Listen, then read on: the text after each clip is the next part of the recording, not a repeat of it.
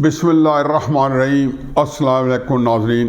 मेरा जो जिस्म पे कपकपाहट तारी हो जाती है जब मैं चश्मे तस्वुर में ये देखता हूँ कि अगर न्यूट्रल ना रहे तो फिर इमरान खान साहब उन पे क्या बीतेगी। ये एक बड़ा अहम चीज़ है। मेरा ख्याल में उनको अजीबो गरीब एक अंदरूनी कश्मकश का शिकार है। उन्होंने 3 महीने जो जनवरी फरवरी मार्च कह लें, अप्रैल भी शामिल कर लें, उन्होंने एक बयानिया तराशा, उस बयानिए में शिद्दत लाए, हिद्दत लाए और उस बयानिए पे कमाल का रिस्पॉन्स मिला। क्योंकि न्यूट्रल्स थे तो वो कमाल महारत से न्यूट्रल के साथ बहुत ही बदसलूकी करते रहे, उनको गालियाँ दी, जानवर कहा, तूफ़ान बदतमीज़ी जनरल बाजवा साहब के ख़िलाफ़ और पाकिस्तान की अहम उनके करीब जो लोग थे या जिनके बारे में वो शक था कि वो उस तरीके से मेरे मुमतो मामन नहीं रहे जिस तरीके से वो माजी में रहे। हसरत मोहानी का एक शेर जो है वो मुझे हमेशा इस पर इमरान खान साहब फिट नज़र आता है। खिरत का नाम जनू पड़ गया और जनू का खिरत, जो चाहे आपका हुस्ने करिश्मा साज करे। अब इमरान खान साहब कुछ कह लें, अपना पहला राउंड जीता जो मैं हमेशा कहता हूँ सियासत का, जिसमें उनको बहुत मकबूलियत मिली और वो यही था कि उन्होंने कमाल महारत से इस बयानिए को कि अमेरिका और पाकिस्तान की फ़ौज या जनरल बाजवा उनके मीर जाफ़र मीर सादिक बन के मुझे इक़्तिदार से इसलिए अलहदा किया है कि अमेरिका मुझे खौफज़दा था। अमेरिका समझता था कि इमरान खान अमेरिका को बहुत नुकसान पहुँचाएगा। बहरहाल इस पर उन्होंने जलसे किए। बहरहाल जितने भी थे उन जलसों के अंदर एक बात तो तय है, एक लोगों के अंदर फरवर, जोश, जज्बा, और उसको आप अगर रात के अंधेरे में करें और लाइटिंग के साथ करें और फिर जो इमरान खान साहब जिन्होंने जलसों को और सारी चीज़ों को और एक अपनी जो बयानिए को एक फ़नून लतीफ़ा का दर्जा दे रखा था और एक कमाले उसमें महारत नज़र आती थी और एक उसके बहुत ही उसके पुरअसर किस्म का बयानिया था, वो सारी चीज़ें मिला के इमरान खान साहब का खासा काम चल गया। इमरान खान साहब ने एक्सपोज कब होना था कि जब वो जलसे कर रहे थे और पहले दिन से ये कह बैठे कि मैं लॉन्ग मार्च करूँगा। ये इनफैक्ट यही था जब मैंने कहा था इमरान खान साहब बंद गली में जा रहे हैं, डेड एंड की तरफ जा रहे हैं। और इसकी मिसाल मैंने ये दी कि मैंने 14 अगस्त 2014 के जब उन्होंने लॉन्ग मार्च किया था और धरना दिया था तो मैंने 2 या 3 या 4 मार्च को मेरा कॉलम आया था 8-10 दिन पहले कि इमरान खान साहब बंद गली में हैं। एक बड़ा उसमें था, मुझे कोई मिल गया तो कभी वो सुना भी दूंगा, और जो रिज़ल्ट बताए थे वही रिज़ल्ट निकले। लॉन्ग मार्च किया तो मैंने पहले बताया कि राना सनाउल्लाह साहब को मुझे 22 मई को फ़ोन आया और रात को, और वो कह रहे थे जी कि आप ये कह रहे हैं, तो मैंने कहा जी इनको आप खुला आने दें इस्लामाबाद, और फिर जहाँ कहते हैं धरना देने दें, डी चौक में भी कहते हैं धरना देने दें, क्योंकि इनको एक्सपोज करने का वक्त आ गया है। इनका एग्जैक्टली पता चल जाएगा कि इनकी स्ट्रेंथ क्या है। ये ज़रूर है कि थोड़ा बहुत इतनी मुश्किल ज़रूर डालें कि जो शौकिया प्रोग्राम इमरान खान साहब के साथ चल रहे हैं, जब वो रुकावटें देखते हैं या चीज़ें देखते हैं तो वो मेरे जैसे बंदे सुस्ती गालब आ जाती है। मैं खुद भी कई जगह पे अब नहीं जाता हूँ कि यार वहाँ पे बड़ी हसल होगी, बड़ा रश होगा, रास्ते ब्लॉक होंगे, ज़्यादा चलना पड़ेगा, ये करना। बहरहाल तो शौकिया कम से कम निकल जाएंगे और जो बाकी बचेंगे आपके सामने आ जाएगा। 26 मई को उन्होंने बड़ा एक ऐसे तमतराक के साथ और ऐसी एक जो अंग्रेजी में कहते हैं असर्टिवनेस और एक कामिल यकीन के साथ 6 दिन के अंदर इलेक्शन आ कराए। तहरीक इंसाफ ने इनसे 3 चीज़ें खुश की कि अंदर से इलेक्शन के वादा हो गया है और कहा जी आप धरना मुलतवी कर दें और 6 दिन में इलेक्शन हो गया जो है अनाउंसमेंट हो जाएंगे। मत भूलें कि ये सारा बयानिया जो इम्पोर्टेड हुकूमत और अमेरिका की साजिश और जनरल बाजवा मीर जाफ़र मीर सादिक, ये सारी चीज़ें जो हैं इसमें इमरान खान साहब का टारगेट एक ही था कि इस हुकूमत को हटा के, और ये साजिश के तहत आई है, चाहे कितनी आइन के तहत हो मैं नहीं मानता। वो आपने कासिम सूरी को देखा था, आइन की धज्जी उड़ा के और उन्होंने इसको ख़त्म करने की कोशिश की, और इलेक्शन जो है फौरी तौर पर दिया जाए, बिल्कुल भी अनाउंस किया जाए। बहरहाल 6 दिन गुजर गए तो मैंने तो उसी दिन कह दिया 26 मई को के कभी नहीं। तरीके साहब वाले आज भी कुछ मेरे साथ बैठे थे तो मुझे कहते हैं जी ये जो पिंडी में उन्होंने जलसा, जो हम बाद में डिस्कशन में लाएंगे, पिंडी में जलसा कर रहे हैं तो इनको चाहिए लाहौर में आके करें। तो मैंने कहा बीबा ये जो पिंडी का तो नहीं कर रहे, वो परेड ग्राउंड इस्लामाबाद में कर रहे हैं, कहते हैं पिंडी के लोग उधर आ जाएं, लेकिन अमलन जो जिसको कहना चाहिए कि लाहौर में, कराची में, पेशावर में जलसे नहीं हो सकते। पहले तो पेशावर के जलसा आपको देखा कि चंद दिन बाद मौलाना फजल रहमान ने किया, उससे कई गुना बड़ा था। अब जो है दोबारा जलसा करना मुमकिन नहीं है, ना एक जगह पे, ना फजल रहमान के लिए, ना PDM के लिए, ना इमरान खान साहब के लिए। नहीं है कि जाओ लाहौर दोबारा जलसा कर दें, पिंडी दोबारा कर दें, कराची दोबारा कर दें, लॉन्ग मार्च दोबारा कर दें, ये चीज़ें अब नहीं हो सकती। चुनाचे इमरान खान ने, मैंने फिर डिस्कस किया कि उनका नैरेटिव चेंज हो गया। और नैरेटिव चेंज क्या हुआ, चेंज तो नहीं कहना चाहिए, कि महंगाई के ऊपर उन्होंने सोचा कि लोग निकलेंगे और इसको अब मिक्स किया जाए कि मेरे साथ भी लोगों का एक फॉरवर्ड जुनून है, जो कि मायूसी के जा रहा था, क्योंकि उनको पता चल गया था कि इमरान खान साहब असर्टिवनेस के साथ वो आ रहे थे, तो वो उन्हें पता चल गया कि जी अब कुछ नहीं है। अब इनको सिर्फ एक ही गुंजाइश और एक ही चीज़ हासिल थी सहूलत के, जो न्यूट्रल थे वो मीडिया में भी न्यूट्रल थे, कि जो नवाज शरीफ साहब के साथ सलूक हुआ, हुस्न सलूक हुआ, वो इनके साथ नहीं किया गया, मीडिया ट्रायल नहीं किया गया, आपके ऊपर 40 चैनल छोड़ नहीं दिए गए। चुनाचे कई हमारे दोस्तों को गलतफहमियाँ भी हुई, और इस गलतफहमी में बहुत दूर तक चले गए कि शायद न्यूट्रल जो है वो उन्होंने हमारे पे छोड़ दिया है। और चूँकि हमारे एक तल्लक वास्ता बन चुके, इमरान खान साहब के साथ हमें कुर्बत आ चुकी है और कुछ रवादारी भी होती है, तो उन्हें आगे चला। ये साबिर शाकिर, इरशाद भट्टी साहब वगैरह, बाकी आरिफ भट्टी साहब, चौधरी गुलाम हुसैन, ये इतने बंदे थे, ये इतने सारे थे, जो वे पूरा गैंग बने हुआ था, खसून एयरवाइज पूरे सारे चैनल। अब सूरत हाल ये है कि इमरान खान साहब ने महंगाई का जो ठाठे मारता समुद्र का निकला पूर्व पाकिस्तान के तूल अर्ज में हर जगह से, उसने उनको चारों तबक रोशन कर दिए। अब इमरान खान साहब इंतहाई फ्रस्ट्रेटेड तो पहले दिन से थे, गुस्सा भी था, उबाल भी था, हदीस कोट करते रहते हैं। एक हदीस को पकड़ा हुआ है, मेरा ख्याल है सिलेक्टेड हदीस कोट करके ये और अपने साथ ज्यादती करते हैं। इमरान खान साहब, अगर ये दीन बरहक है और दीन सच्चा है, जो कि मेरे नज़दीक कामिल दीन और सच्चा दीन है, तो जो ये आप कर रहे हैं इसकी आपको गिरफ्त जरूर होनी चाहिए। इस्लाम जो है ना मुझे इजाज़त देता ना किसी को देता कि अपने मुफाद के लिए, वेस्टर्न इंटरेस्ट के लिए आप इन हदीस को और कुरान की आयत को तोड़ मोड़ के या उनका अपना मतलब निकाल के लोगों में पेश करें, क्योंकि उसका अपना सियासी फायदा। ये कुरान ने खुद यहूदियों के बारे में कहा है कि इन पे सबसे बड़ी पकड़ गिरफ्त ये हुई है कि मेरी आयत को ये तोड़ मोड़ के मामूली दाम पे, मामूली फायदे के लिए बेचते रहे। ये जो कुरान ने बनी इसराइल के बारे में ये बड़ी वाज़ेह कही है। इनको हदीस में दो सुना देता हूँ। एक हदीस है कि रसूल सल्लल्लाहु अलैहि वसल्लम की, कि किसी आदमी के झूठा होने के लिए इतना ही काफ़ी है कि वो सुनी सुनाई बात को आगे फैलाए। दूसरा जो हदीस है, जो वो भी सुनते जाएं, एक जो है ना, ये सबसे बड़े मुनाफिक की निशानी, इसमें 4 चीज़ें हों कि जब वो बोलता है तो झूठ बोलता है, जब वो किसी से मुआहदा करता है तो तोड़ देता है, और जब किसी के खिलाफ बात करता है तो अपने आप पे कंट्रोल नहीं कर सकता, बिफर जाता है, अपनी रूह से ज्यादा गुस्सा आ जाता है उसको, बिफर जाता है। रसूल सल्लल्लाहु अलैहि वसल्लम ने फरमाया कि ये पक्का मुनाफिक है, और ये बड़ी मुस्तरद हदीस है। किसी में 4 आया कि 4 सिफतें, किसी में 3 आई हैं। चौथी है कि जब उसके बाद कोई इमानत हो तो उसमें खयानत करता है। जाहिर है कि आज भी वो अपनी प्रेस कॉन्फ्रेंस में घन गरज के साथ, जिसमें वो नैब के बारे में फरमा रहे थे कि हम सुप्रीम कोर्ट में जा रहे हैं, वो मेरा मौजू भी वही है, तो उसमें मकसूद चपड़ासी, मैंने पहले कहा कि वो बेचारा अल्लाह को प्यारा हो गया है, लेकिन इस शख्स के अंदर इतनी मैनर्स नहीं है। इसमें आज तक मतलब कि ये इतने असर सियासत में है, अनजान भी सियासत में आप होते हैं। जब इनके वालिद साहब फौत हुए तो हर सियासतदान इनके घर अफसोस पे आया, हर सियासतदान, कोई सियासतदान ऐसा नहीं था।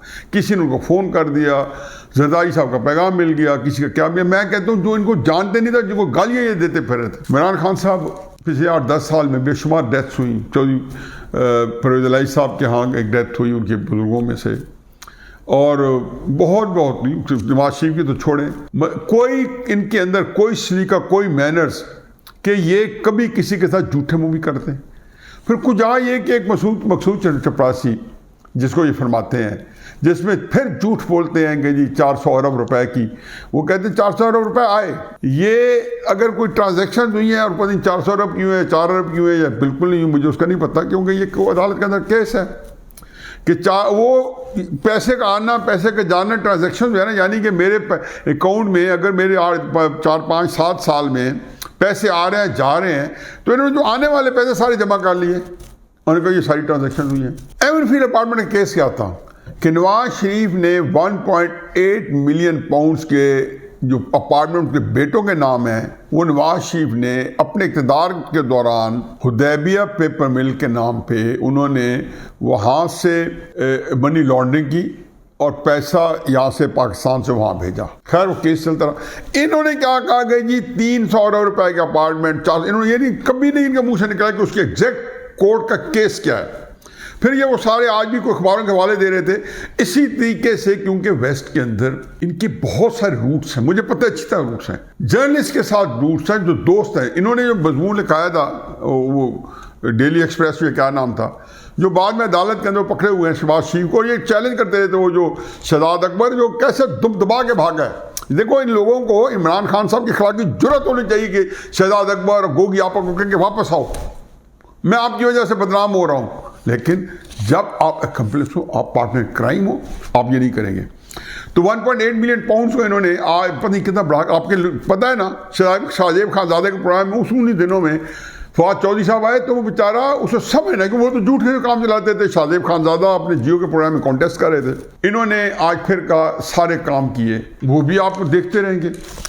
अब इमरान खान साहब ने फरमाया कि जो नैब केसेज हैं, जो लॉ अमेंडमेंट किया है, मत भूलें कि इमरान खान साहब ने नैब कानून में तरमीम की है। और क्या तरमीम की है नैब कानून में कि इमरान खान साहब की हुकूमत, वजीरों ने जो फैसले किए हैं, जो डिसीजंस किए हैं, जो बातें की हैं, वो नैब में नहीं डिस्कस हो सकती।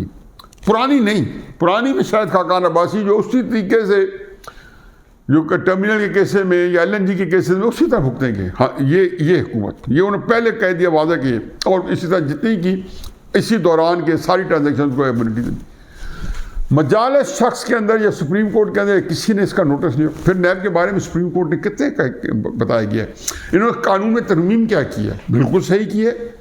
मैं तो ख्याल नहीं करनी चाहिए, क्योंकि इमरान खान साहब आ रहे थे, उनकी खिदमत के लिए इस कानून को रखते और उनमें नाफिज करते, और कानून वो तब्दील करते जो इमरान खान साहब ने तब्दील किया है। कि इस हुकूमत में कुछ नहीं हो सकता, करते कि नहीं, इस पर भी हो सकता है, आगे के लिए देखेंगे कि नहीं हो सकता, इसके लिए हो सकता है। तो इनको तसल्ली हो जाती। बाकी उसको करने के लिए जितने वो झूठ बोल सकते हैं, वो बेचारे फ्रस्ट्रेटेड हैं। वो खुद कह रहे हैं कि मेरे न्यूट्रल कहते हैं कि आप जो है, मुझे तस्वर नहीं किया जा सकता कि आपने कैसे शहबाज शरीफ को वज़ीर आज़म बना दिया। ये एक ज़ाती अनाज, ज़ाती बुग़्ज़ है, और वो ये समझते हैं कि ये मेरी मौजूदगी में, वो पहले इस बात पर गुस्सा था पाकिस्तान की अवाम पे कि मेरी मौजूदगी में नवाज शरीफ और बेनज़ीर को सियासी साख है, मेरे पास सियासी जवाबिलिटी क्यों नहीं है। इसमें वो बिल्कुल खर्च हो गए। एक उनका ये है कि हर दफ़ा उन्होंने एक चीज़ को मुबालगे के साथ अपने हक में लिया और उसके अंदर इम्पेशेंट हो गए। 96-97 में समझा कि मुझे इक़्तिदार में लाने के लिए उकसाया जा रहा है। वो तो कोई और चक्कर था जिसमें ISI वाले या एसोसिएशन को उकसा रही थी।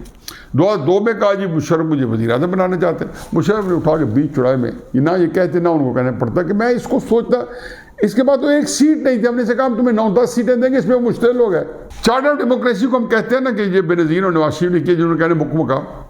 इनफैक्ट चार्टर डेमोक्रेसी की जो मीटिंग हुई थी जनरल में बेनज़ीर और नवाज शरीफ साहब के साथ, ये बेनिफिशियरी बैठे थे।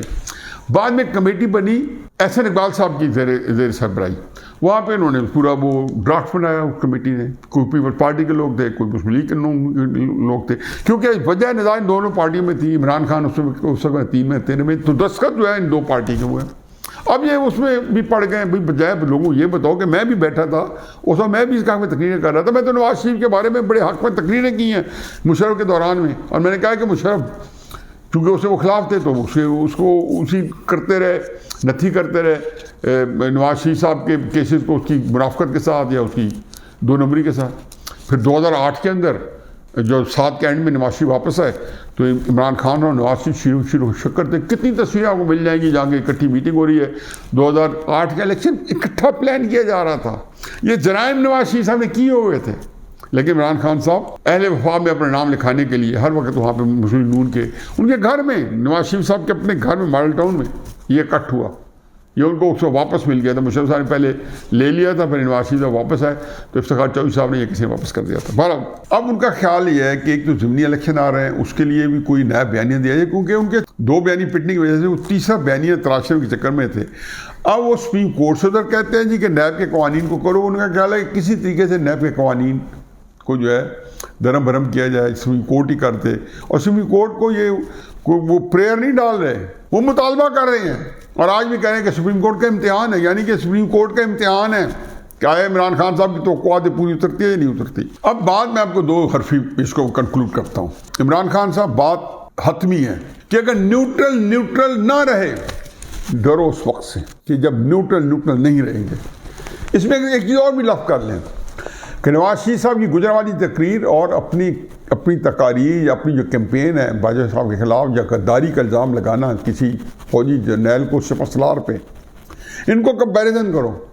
इसके बावजूद नवाज शरीफ की बख्शिश आज तक नहीं हो सकी। अगर नवाज शरीफ आज बाहर बैठे हैं, वो आ सकते थे 7-8 महीने पहले और नहीं अदालतों ने उनको फारिग कर देना था, लेकिन उसके लिए न्यूट्रल होना ज़रूरी था। न्यूट्रल नहीं थे। अभी तक आपके मामले में न्यूट्रल है। ब्रिगेडियर मुजफ्फर राजा साहब जो कि हमारे बहुत अच्छे बड़े करीबी हैं, बड़े दोस्त हैं, बड़े एक सलीके के आदमी हैं, ब्रिगेडियर राजा साहब ने तो सिर्फ आपको कहा क्योंकि ज़ाहिर है उन पर आपको हर एक को पता है कि वो ब्रिगेडियर सेक्टर कमांडर है। वो इलेक्शन में 2013 के इलेक्शन में उसमें इल्ज़ाम लगा रहे हैं। मेरा ख्याल है कि इनके पास कोई गुंजाइश है। ये जो तोहमती इल्ज़ाम लगाते हैं, मैं तो खौफज़दा हो जाता हूँ कि अल्लाह ताला पता नहीं कहीं जमा हो रही है या पता नहीं अल्लाह ने अगले जहान में इनका हिसाब किताब को खड़ा करना है। अल्लाह करे कि यही हिसाब किताब हो जाए, अगले जहान में इनकी बख्शिश हो जाए। इन्होंने बड़े अच्छे काम भी किए हुए हैं। ब्रिगेडियर मुजफ्फर को ऊपर लगा दिया। भाई आप ये कहें कि ब्रिगेडियर मुजफ्फर तो एक सेक्टर कमांडर कैसे कर सकता है? ज़ाहिर अगर MI का DG है, उससे ये काम को प्रोग्राम बनाया है। अगर DG ISI ने कराया तो ISI का सेक्टर कमांडर काम दिखा जाएगा, वही करेगा जो ऊपर से लाइन आ रही है। फिर जो कर्नल बैठे हैं डिवीजन में, वो भी वही काम करेंगे। जो मेजर्स बैठे हैं डिस्ट्रिक्ट हेडक्वार्टर में ISI के, वो भी वही काम करेंगे। वो करते रहे हैं, हमारे सामने है सारा कुछ। इसीलिए वो कहते हैं हमारे मेजर जनरल इफ्तिखार बाबर साहब, क्या अब हम न्यूट्रल हो गए, हमारे सियासत से कोई लेना देना नहीं है। लेकिन ये सहूलत जो फिर आपको मीडिया के अंदर जो हासिल है, आपके ऊपर अभी ताबड़तोड़ हमले नहीं हुए, ये इसलिए कि वो न्यूट्रल है। उन्होंने ये नहीं तय किया कि आपके खिलाफ न्यूट्रल नहीं होना, कब नहीं होना। वो जब टाइम में मुकर्रर किया हुआ है और जब उन्होंने वो उसको एक्सक्यूशन में डाल दिया तो आपको पता जाएगा। आपने जितने अपने बारे में एक तफक्कुरात जाहिर किए थे कि मेरे खिलाफ ये बड़ी गंदी मुहिम चलाएंगे, गलाजत से भरी हुई, मेरे ऊपर ये कीचड़ उछालेंगे, ये मुझे कत्ल करवा देंगे, ये वो सारी चीज़ें थी जो आपके तस्वुर में आई हैं। मेरा ख्याल है कि अगर न्यूट्रल ना रहे तो आपके कई चीज़ें ऐसी होंगी जो आपके तस्वुर में भी नहीं आई हुई। अगर नवाज शरीफ को उन्होंने नहीं बख्शा, अगर मरीम नवाज साहबा को उन्होंने अभी तक लिमिट में रखा हुआ है और उन्होंने की पहली ये मुतालबा था पिछले 10 साल से कि जी आप, बल्कि मुशर्रफ साहब के वक्त में भी कि शहबाज शरीफ को आगे करें, नवाज शरीफ साहब वो नहीं कर देते, हमेशा उनको सजा दी जाती थी। ये तो कुछ भी नहीं है जो आप पे उस्तादी करने वाली है, क्योंकि नवाज शरीफ के गुनाह आपसे 1/10 ऐसा भी नहीं थे। और फिर जब मीडिया ट्रायल होगा तो ये ARY को देखेंगे कि ये कहाँ जाके खड़ा होता है। आज तो उसके ऊपर चूंकि इल्ज़ाम लगे हैं तो उसको तलमलाया हुआ है और मुस्लिम नून उसके लिए मार्जिन नहीं रखना चाहती। मेरा ख्याल है मुस्लिम नून मार्जिन रखे, क्योंकि इन लोगों ने वापस आने के लिए कोशिश करनी है। ये सारे वापस ये आपकी तरफ आना चाहेंगे। चौधरी गुलाम हुसैन भी, इरशाद भट्टी साहब भी, शाह साबिर शाकिर भी, ये जितने नाम है 15-20 जो 8-10 आ जाते थे मुख्तलिफ जगहों पे, बोल चैनल भी, ये सारे आएंगे, क्योंकि इनके असल कंट्रोल जो है इमरान खान साहब के पास नहीं थे। इनके असल कंट्रोल न्यूट्रल के साथ थे। चुनाचे इमरान खान साहब, आप अब जो तीसरा बयान है, बयानियों फिर सर्वे जो आ रहे हैं आपने देखा नहीं है, मैं उनको मानता नहीं हूँ, लेकिन सर्वे के अंदर हैरत अंगेज तौर पे जो तासुर था उसके बिल्कुल एक उलट चल रहे से मत। कुछ देर के लिए ज़रूर हुआ कि आपका जो था 3-4 हफ्ते पहले में आपको 1-2% नवाज शरीफ से या मुस्लिम नून से ज़्यादा दिखाया गया था, लेकिन अब ये सारे किस्से पारीना बनने का वो भी मज़ा जो आपको थोड़े दिन के लिए आए। मेरा ख्याल है कि असल क्राइसिस इमरान खान का ये है कि इमरान खान साहब 3-4 चीज़ें हैं। एक, वो कंफ्यूज्ड है, उनको क्लैरिटी ख़त्म हो गई है। वो अपने जितने फायर थे अब ये जो कर रहे हैं, ये हकीकत है कि ये मज़ीद उनको जलील करेंगे। ये जो 2 जुलाई को पिंडी का जलसा है, ये अपने आप को एक्सपोज करेंगे, बजाय ये इस पर ओला रखते हैं। ये तो खैर करना हो तो पहले कर देते और समझ जाते कि मैंने इसको कैसे इस्तेमाल करने, जब पहले नहीं कर सके तो अब कैसे करेंगे। सियासी तौर पर सिफर जो लेफ्ट राइट नौ रतन है, वो सारे के सारे इस्टेब्लिशमेंट के सिक्का बंद प्लांट किए हुए लोग हैं। चाहे आप परवेज खट्टर को ले लें, सद उमर को ले लें, चाहे शेख रशीद, बाबर अवान, फवाद चौधरी, वो भाई ये सांस नहीं लेते, ये छींक नहीं मार सकते एस्टैब्लिशमेंट के बगैर, आपको यहाँ छोड़ेंगे। तो मैं सिर्फ ये बात बता रहा हूँ कि आपकी, मैंने पहले बताया था कि आपका जो बयानिया था वो एस्टैब्लिशमेंट को तो सफ़े हसी से मिटा सकता था, चांस थे, लेकिन वो आपको इलेक्शन नहीं दिला सकता था ना। इलेक्शन का वो बयानिया था। कितनी दफ़ा मैंने मुख्तलिफ अंदाज में कहा है कि आपका बयानिया तसादम, टकराव, मकबूलियत का, आपकी मकबूलियत को में कई गुना इजाफा करने का है, लेकिन वो आपको इलेक्शन की तरफ नहीं लेके जाएगा। यकीन आने के इस नतीजे पे जब तक आप पहुंचेंगे, बल्कि अब भी बहुत देर हो गई है। अफसोस मुझे उन लोगों का होगा कि जेन्युइनली सिंसियरली अभी भी आपके साथ खड़े हैं और वो एक यकतरफा सोच के साथ खड़े हैं, और उनको पता नहीं अब जो है जब इस तरह का शौक पहुंचेगा कि आप फारे गए हैं या आपके जो है दाने मुक चुके हैं, तो वो किस हालत में होंगे। बात फिर मैं एक दफ़ा दोहरा देता हूँ, यहाँ से मैंने आगाज़ याद किया था कि इमरान खान साहब डरो उस वक्त से कि जब न्यूट्रल नहीं रहेंगे। आपकी दास्तान जो है, मेरा ख्याल है कि कितनी एक अलमनाक होगी, उसका अहाता करना मेरे लिए मुमकिन नहीं। वमा अलैना इल्ला अल बलाग।